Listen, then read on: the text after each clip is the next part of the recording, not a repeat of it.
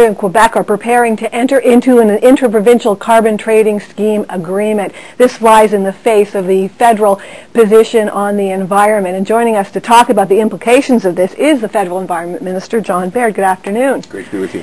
Now, isn't this a repudiation of the federal scheme then, if Ontario and Quebec are going it alone? It'll be the first time anywhere in the world people have talked about a trading regime where there's no regulation in place forcing the big polluters to actually cut their emissions. That come election time you'll look less progressive, and that come election time you'll look less progressive, and then. Well, an objective is here. But why are they doing this now then? I mean, this actually puts pressure on you guys to do something because they look so progressive by talking about a carbon trading scheme. Well, that come election time you'll look less progressive, and that come election time you'll look less progressive, and then. You can talk about whatever you like. What are you doing? That's why we were excited. Like I said, in Montreal, the Montreal Stock Exchange launched a carbon market. It was a result of the federal government's regulatory measures because the provincial governments in the two central Canadian provinces don't have any plan to that come election time you'll look less progressive, and then actually force the big polluters to clean up their act. We're the only party which has come forward with a plan to basically mandate, require, force, regulate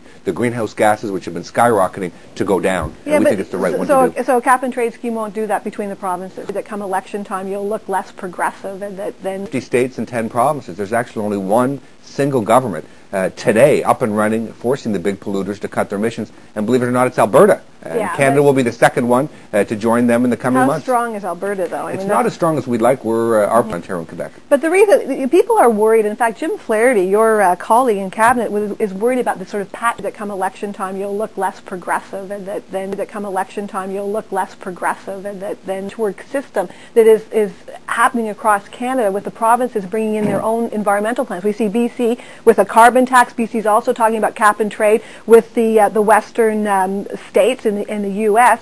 And you guys seem to be, as they say, not very progressive because these intensity-based targets that come election time you'll look less progressive, and that come election time you'll look less progressive, and that are not what the environmentalists say will be effective. It's tougher measures for the oil sands.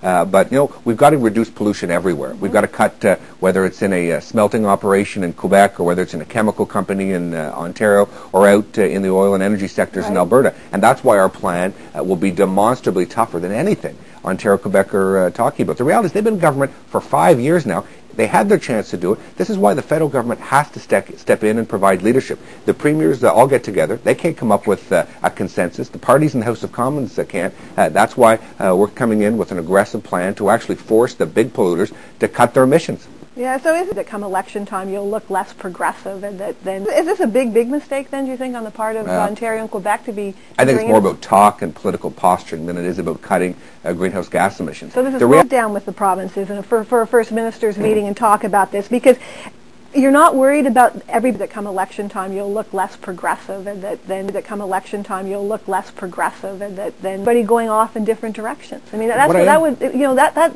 is a disincentive to business. That's what Mr. Flaherty's been. Trade system is something that you just don't agree with them, because McCain, listen, in the States, even the Republican presidential nominee John McCain agrees with this. The two Democratic hopefuls, Hillary Clinton, Barack Obama, are in favor of cap and trade. So the U.S. is going to be pushing us into something like this. All three of those plans actually have an absolute reduction plan.